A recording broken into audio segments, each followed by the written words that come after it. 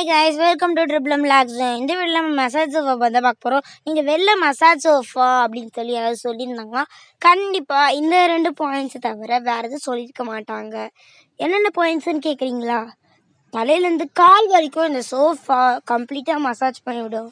இது பண்ணும்போது உங்களுக்கு ரொம்ப ரிலாக்ஸ்டாக இருக்கும் அப்படின்னு சொல்லியிருப்பாங்க. ஆனால் இது உண்மைதான். ஆனால் இது பின்னாடியோ நிறையவே பெனிஃபிட்ஸ் அண்ட் இன்னும் நிறைய உண்மைகள் மறைஞ்சிருக்கு. ஸோ அதுதான் இந்த வீடியோவில் பார்க்க போகிறோம். கவனமாக இந்த வீடியோவை டில் த எண்ட் பார்த்து என்ஜாய் பண்ணிடுங்க.